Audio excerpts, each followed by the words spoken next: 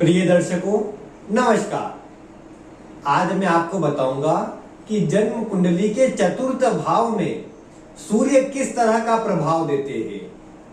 हमारी श्रृंखला आज से चतुर्थ भाव में विभिन्न ग्रहों का कैसा परिणाम होता है और विभिन्न आचार्यों का उस पर क्या मत है, इस पर प्रारंभ हो रही है। आगे आने वाली वीडियो में मैं अन्य ग्रहों का प्रभाव चतुर्थ भाव में कैसा होता है वह आपको बताऊंगा। और आप उन वीडियो को देखने के लिए आज ही चैनल को सब्सक्राइब कर लीजिए और साथ में जो उसके ही पास में बेल आइकन जो आएगा उसे भी दबा दीजिए, जिससे आपको सभी वीडियो शीघ्र अतिशीघ्र प्राप्त हो सके। अब आइए बिना विलंब किए चतुर्थ भाव में सूर्य का प्रभाव मैं आपको बताना प्रारंभ करता हूं।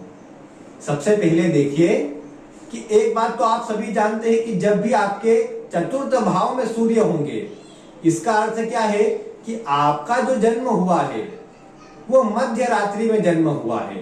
रात्रि 10, 11, 12, 1, 2 बजे तक का अंतराल होता है कई बारी, तो उस समय पर आपका जन्म हुआ है, विशेषकर 11 से 1 बजे के बीच में।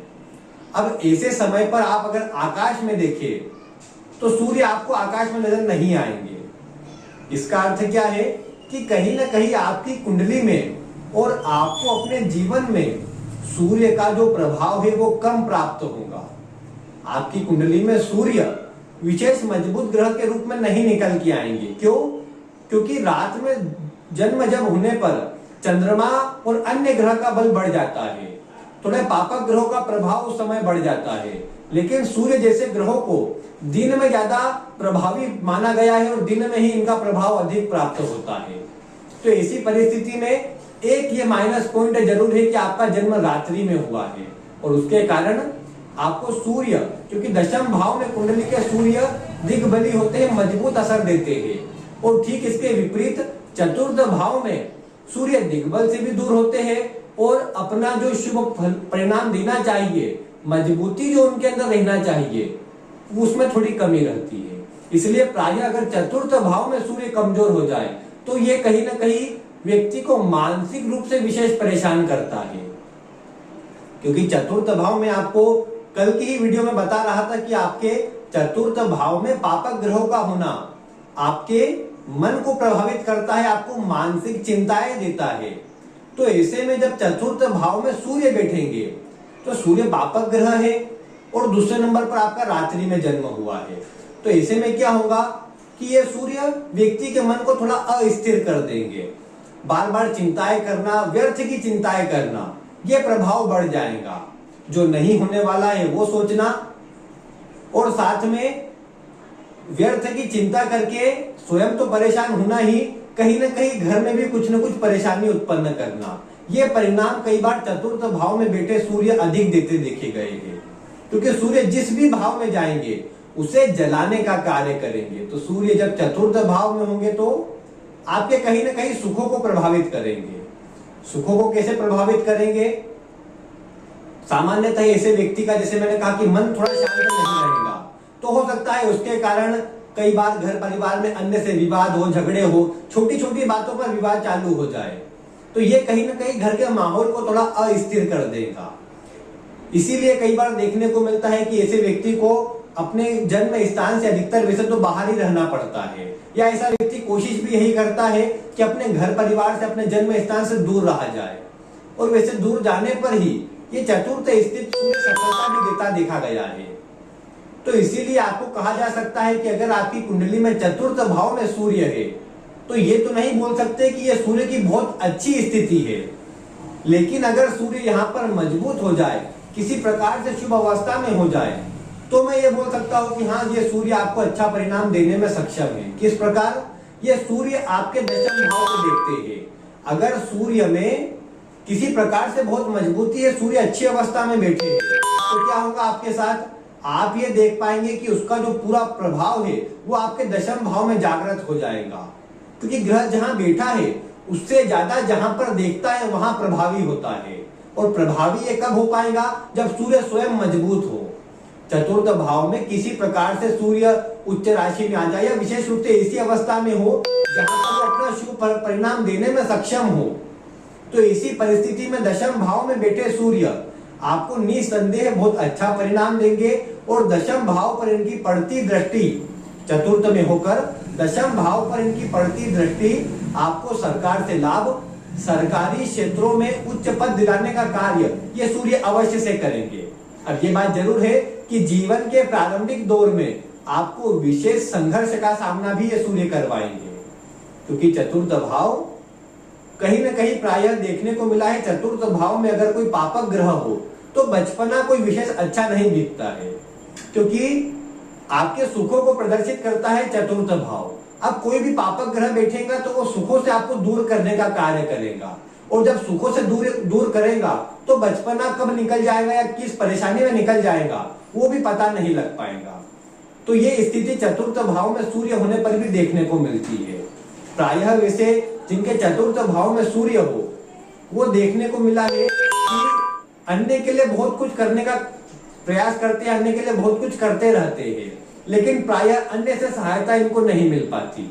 चतुर्थ भाव में होने के कारण कई बारी अन्य से वाद विवाद और झगड़े होते भी देखे गए हैं। तो इसी परिस्थिति में क्या होता है कि कहीं ना कहीं किसी और से झगड़े विवाद कुछ हो रहे हो तो ऐसा व्यक्ति गुस्से में कुछ बोल दे या किसी न किसी प्रकार से ताने के रूप में कुछ सुना दे, हंसी मजाक में भी कई बार कुछ बोल देना, ऐसे व्यक्ति की थोड़ी कमजोरी बनेगी और उसके कारण क्या होगा कि जिससे अच्छे संबंध थे वो थोड़े कमजोर हो जाएंगे। और प्रायः देखने को मिला है जिसके चतुर्थ भाव में सूर्य हो उसका, जैसे मैंने कहा, मन अशांत रहता है, तो इसका एक परेशानी का कारण ये भी बनता है कि व्यक्ति के मन अशांत रहने से वो अपने कार्य में फोकस भी कम कर पाता है। कार्य ये कर रहा है, कोशिश इसके लिए कर रहा है, यानी जिस तरह उसका एक फोकस एक जगह पर केंद्रित होना चाहिए, जहां पर उसने सीधा आगे बढ़ना चाहिए, वहां पर उसके थोड़े से कोशिश में थोड़ा प्रभाव में कमी रह जाती है।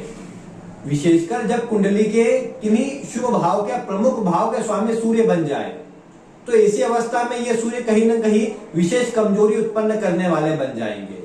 इसी सूर्य के कारण व्यक्ति का स्वयं का स्वास्थ्य थोड़ा प्रभावित रहे ये भी देखने को मिल जाएगा, और व्यक्ति के माता का स्वास्थ्य भी थोड़ा कमजोर रहे, माता के साथ तालमेल में कमजोरी रहे, ये भी प्रायः देखने को मिल जाएगा। तो ये स्थिति चतुर्थ भाव में बैठे सूर्य उत्पन्न करते हैं।